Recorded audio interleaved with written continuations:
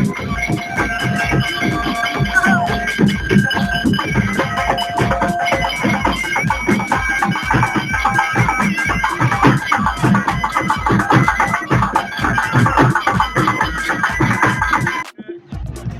में नील लगाएं और आत्मा शुद्ध करें। भगवान के चरणों में जाना है, इसलिए मैं अच्छी बातें। कितने टाइम पे कहाँ लग रहे हो? मेरे को कम से कम 10 साल हो गए। 10 साल हो गया। तो तजुर्बा कश्मीर का संसद में पास किया, तो सरकार ने किया था। 370 संसद में बिल पास किया। कश्मीर का सरकार के किया ना। तो देखो ऐसा है, देखो गांव के हल्कों को एक गहरा बताता है, कोई हल्का बताता है। हर किस्म का आदमी है। जाति प्रथा करना, भेद करना, वो खत्म होना चाहिए। योग्यता के अनुसार सब चीज मिलनी चाहिए। जैसा जिसमें शिक्षा मिली है उसको उस आधार पर उसका करना चाहिए।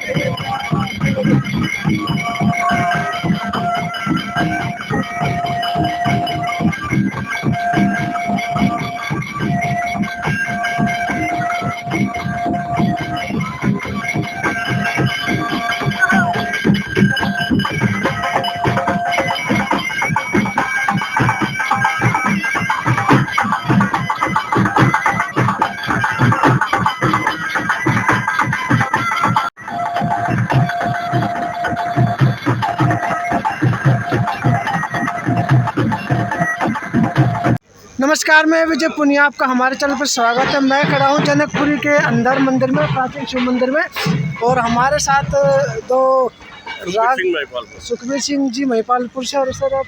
मेरा राजेश। ये इन्होंने बहुत ही बढ़िया रागनी गाई, सुनकर ना बिल्कुल अच्छा भोले का भजन बहुत बढ़िया गाया, मन खुश हो गया सुन के।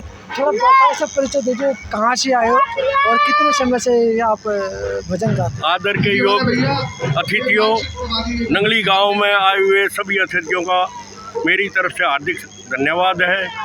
हमारे को नंगली गांव ने भोले शंकर की तिथि के ऊपर बुलाया गया है। यहाँ भंडारा और भजन कीर्तन होते हैं, तो हमारे को भी बोला गया।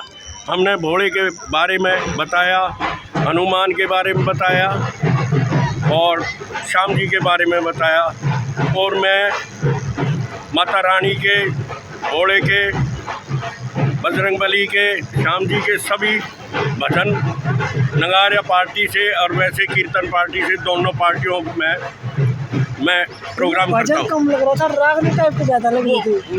तरज में लिया, नगारे की तरज में लिया अच्छा, गया नगारे की था, तरज में। क्योंकि अगर वैसे गाता तो वो कीर्तन रूप में आ जाता, बैठ के गाते थे। फिर लोग ध्यान भी नहीं देते थे। हाँ, तो ये रसिया के तौर पे बनाया गया, इस भजन को रसिया का रूप दे दिया मैंने। अच्छा, खुद ही लिखते हो या ना खुद बना मैं खुद बनाता हूँ। उसमें क्या संदेश होता है कि हाँ जी। मतलब जो आप भजन टाइप का गाते हो उसमें संदेश भी है या मतलब क्या चीज़? मैं जो जनता को जागरूक करता हूँ और भाई ऐसा है, अच्छे काम के लिए उसकी तरफ ले जाता हूँ और बुरे काम को छोड़ के भगवान में नील लगाएं और आत्मा शुद्ध करें। भगवान के चरणों में जाना है, इसलिए मैं अच्छी बातें। कितने टाइम पे कहाँ लग रहे हो? मेरे को कम से कम 10 साल हो गए। 10 साल हो गया, तो तजुर्बा अच्छा हो गया मतलब क्या? हाँ, ऐसे हाँ। क्या करते हो आप? मैं गवर्नमेंट सर्वेंट था गृह मंत्रालय के अंदर, अब मैं रिटायर आ चुका हूँ। हाँ, तो आजकल जो देश में हालात चल रहे हैं उसके बारे में कुछ बताओगे आप? क्योंकि आपको तजुर्बा भी एक तरह से बताओ बोलोगे। किसके बारे में कुछ। जैसे आजकल ये यूजीसी को लेकर भी मुद्दा चल रहा है और मोदी जी को भी जनता घेरने लग रही है, एप्स्टीन फाइल में लेके राहुल गांधी भी, बहुत सारे मतलब मुद्दे हैं। देखो जी, ये ऐसा देश जो है गड़बड़ा क्या? नहीं, देखो अलग अलग सोच होती है आदमी की, लेकिन हमारे जो प्रधानमंत्री हैं इस टाइम, ये बहुत कर्मठ और निस्वार्थ प्रधानमंत्री हैं और देश को आगे ले जाने की कोशिश करते हैं। लेकिन कुछ आदमी ऐसे होते हैं जो लोग अपनी सत्ता मारने के लिए ऑब्जेक्शन करते हैं, हाँ। आरोप लगाते हैं। क्योंकि देश को, हमारे देश में पहले अमेरिका में जाने के लिए भी मना करते थे, मोदी जी गए उसको मना कर दिया था। नहीं, ऐसी बात नहीं, पहले भी गए नहीं। नहीं, यहाँ गए हैं, लेकिन हमारा इतना ऊंचा दर्जा नहीं था, समझ गया। वो एक भजन है, मोदी भारत माँ का नाल बाज रहा है दुनिया में डंका। देखो, इसने अपनी देश का डंका बजना भी चाहिए। हाँ, देश की वो तरक्की करी है, देश का नाम किया है मोदी जी ने। आगे समझ, जैसे कश्मीर का मसला था वो इसने हल करा, राम मंदिर का मसला था वो इसने हल करा। सरकार तो और भी आई है, चाहे किसी ने कुछ करे। राम मंदिर का तो कोर्ट ने किया था। नहीं, कोर्ट ने किया था भाई, इतना वो भी तो पहले भी तो कोर्ट था, कोर्ट का काम पहले भी तो कोर्ट था, वो तो चल रहा था ना, तो चल रहा था। वो जिसका वो जिस टाइम में फैसला आएगा उसी को तो बोला जाएगा, पब्लिक को उसी को मानेगी। कश्मीर का मसला क्या था? कश्मीर का संसद में पास किया, तो सरकार ने किया था। 370 संसद में बिल पास किया, कश्मीर का तो सरकार ने किया ना। तो देखो ऐसा है, देखो गांव के हल्कों को एक गहरा बताता है, कोई हल्का बताता है। हर किस्म का आदमी है देश के अंदर। एक मोदी जी अच्छी छवि के आदमी है, लेकिन त्रुटियां इसमें भी होती है, पार्टी में होती है, हर चीज। अब एक पूरा आदमी ऐसा उतर जाए तो वो भगवान के प्रति हो जाता है। इंसान के अंदर कमियां भी होती है, अच्छाई करता है तो गलतियां भी होती है।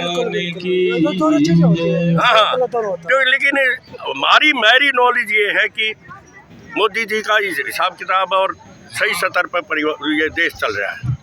आगे भगवान क्या करता है क्या नहीं करता है वो पब्लिक के ऊपर है। थोड़ा आप भी अपना नाम बता से परिचय दीजिए। मैं जी परिचय हो, ये हमारे छोटे भाई हैं जो दे दिया। अच्छा सर, मैं एक चीज़ और बताना चाहूँगा। मैं तो खैर सभी पार्टियों से दूर ही रहता हूँ, मुझे पसंद भी नहीं है। समाज के अंदर ना एक भेदभाव ज़्यादा बढ़ गया। मतलब कहने का मतलब कि जो हमें देश को, मतलब जनता को एक कहने एक ही धागे में बांधना ये प्रधानमंत्री जो जी हैं ये भेदभाव को खत्म कर रहे हैं, जाति प्रथा को भी खत्म कर रहे हैं। अब जैसे यूजीसी का जो आया तो उसका सोन समाज के लोगों ने उसका विरोध करना शुरू कर दिया, कोर्ट ने स्टे लगाया तो SC ST OBC विरोध कर रहे हैं। हाँ, तो भाई ये प्रधानमंत्री ऐसे हैं, संघ ये है, ये सबको एक समान करना चाहता है। अब हर आदमी का अधिकार एक सा हो, जाति प्रथा को खत्म करके। कानून अच्छा लेके आई थी, कानून तो अच्छा लेके आई थी, एक आई थी, लेकिन ये विपक्ष पास नहीं होने देता। आप ये बताओ। नहीं, कानून बन गया था। अच्छा, ये भी वो इंसान, मैं भी वो इंसान, आप भी वो इंसान हो, तो एक ही समान को लेके चल रहे हैं मोदी जी। उसमें वो एक ऑब्जेक्शन था होता है, कोई भी विधायक आप लाओगे, बिल पेश करोगे तो उसमें ऑब्जेक्शन तो होता ही है। अगर ऑब्जेक्शन नहीं होगा तो वो पास कैसे होगी? ये जो ये बिल पास किया था ना, ये कोई इससे हल नहीं होता। हल होता है आपस में दारी का हल होता है। अपनी इंसानों में सोच नहीं है कि भाई ये भी हिंदू है, ये भी मेरा भाई है, उसको गलत बोलना, उसको जाति से बोलना, ये गलत बात है।